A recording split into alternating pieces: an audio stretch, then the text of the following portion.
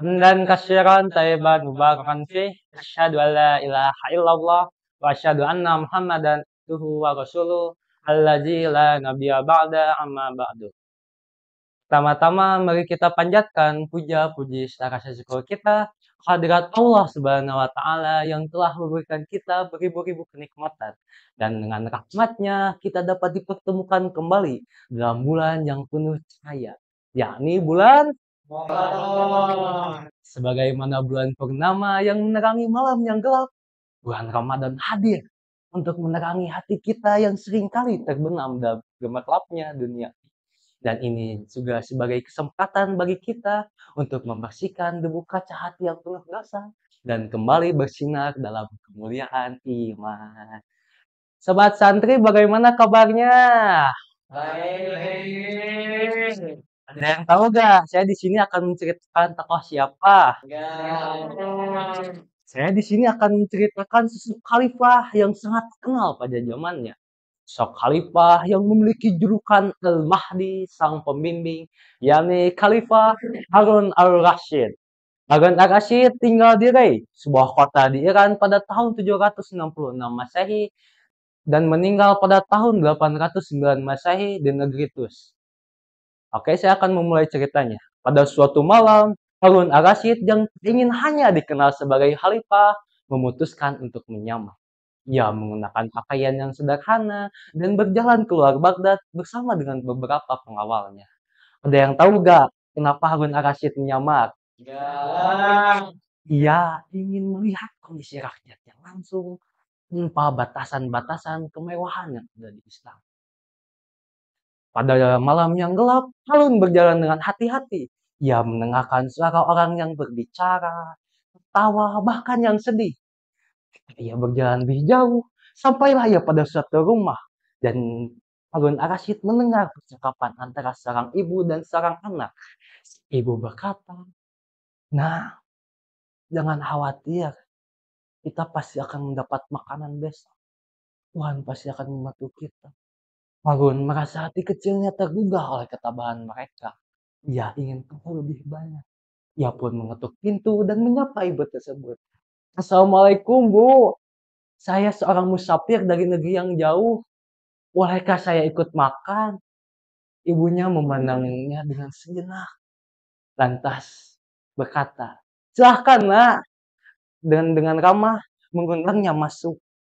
Mereka berbicara tentang kesulitan hidup, namun juga tentang rasa syukur yang tak pernah padam. Setelah selesai makan, Harun merasa sangat terkesan. Ia sangat tahu bahwa sebagai khalifah, ia harus memastikan agar kehidupan rakyatnya menjadi lebih baik. Keputusan-keputusan yang ada di istana harus membawa manfaat bagi seluruh lapisan masyarakat, terutama bagi mereka yang lemah maupun yang miskin. Harun memberikan uang dan sumber daya yang cukup bagi keluarga ibu tersebut supaya kehidupannya menjadi lebih baik. Namun, cerita ini tidak sampai di sini saja. Beberapa hari kemudian, Harun al-Rashid kembali ke istananya. Ia memanggil kepala daerah yang bertanggung jawab atas wilayah tersebut.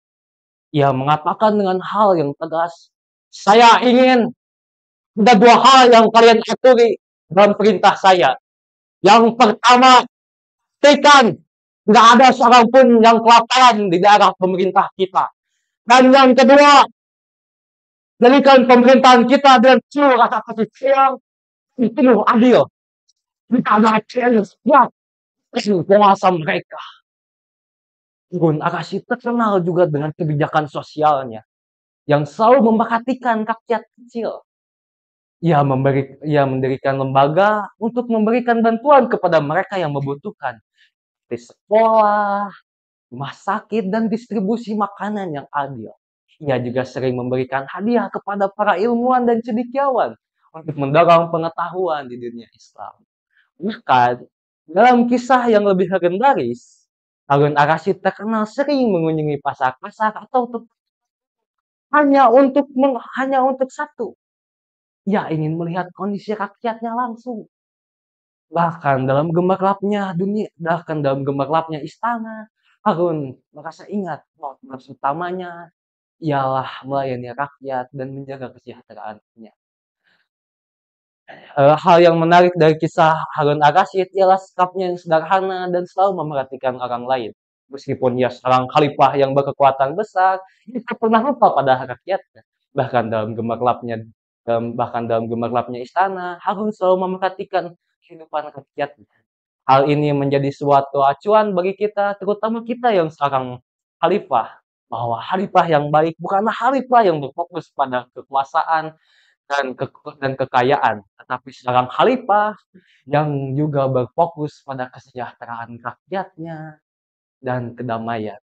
Mungkin cukup sekian yang bisa saya sampaikan. Semoga kita menjadi pribadi yang lebih adil, peduli, dan bijaksana seperti Harun ar-Rasyid. Tutup saja dengan doa, Rabbana atina fid dunya hasanah wa fil akhirati hasanah wa qina azabannar. Mohon maaf jika selama saya menyampaikan materinya banyak kesalahan. Aku qouli hadza wastaghfirullah ya lakum. Syukran ala ahdi minkum. Assalamualaikum warahmatullahi wabarakatuh. Waalaikumsalam warahmatullahi wabarakatuh.